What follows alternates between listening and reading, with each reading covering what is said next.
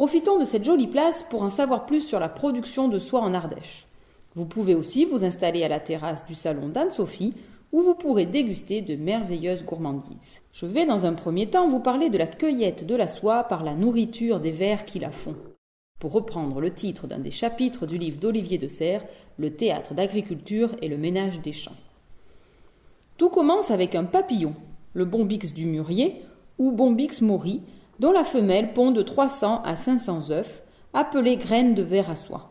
Ces graines, qui peuvent se conserver tout l'hiver, éclosent après avoir passé 12 jours dans une couveuse pour les réchauffer. On appelait ces couveuses, aux parois remplies d'eau chaude, des castelets. Le ver, la petite chenille, à sa naissance ne mesure que 4 mm, pas plus qu'une tête d'épingle, et pendant les 4 à 5 semaines qui vont suivre, il ne fera que manger et uniquement des feuilles de mûrier. Il va grossir de 10 000 fois son poids et muer 4 fois. Pendant cette période, chaque ver consomme environ 1 kg de feuilles pour ne produire qu'un petit gramme de soie. Cette opération se déroule dans la magnanerie, l'endroit où l'on mange beaucoup. Cette pièce, généralement sombre et maintenue à une température stable à l'aide de cheminées disposées dans chaque coin. Une fois adulte, le ver arrête de manger et monte sur des branches de bruyère installées par son éducateur. Il prend 2 à 3 jours pour s'enfermer dans son cocon, tissé d'un seul fil qu'il bave et qui peut mesurer jusqu'à 1500 mètres de long. La chenille va se métamorphoser en chrysalide et après 1 semaine environ, elle percera son cocon et deviendra papillon. Ces papillons, éduqués par l'homme depuis plus de 5000 ans, ne savent plus voler. Et ils ne vivent que quelques jours pendant lesquels les femelles attendent tranquillement les mâles qui vont les féconder. Le cycle pourra recommencer. En Ardèche, l'éducation du ver à soie ne se déroulait que du printemps à la fin août.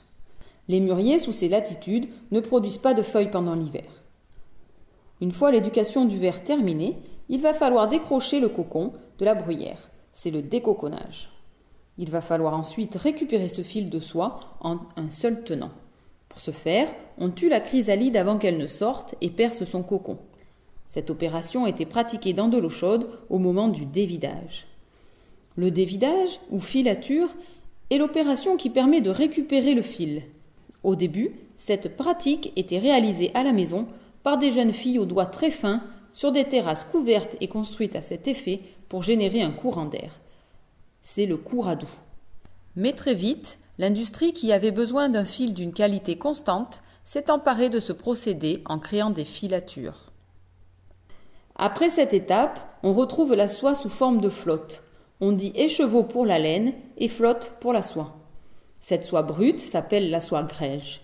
Elle est encore couverte du chré, une substance gluante sécrétée par le ver et qui permet au fil de se coller et de se solidifier en séchant. Ces flottes de soie seront ensuite amenées dans les moulinages pour y être teintes et mises en bobine.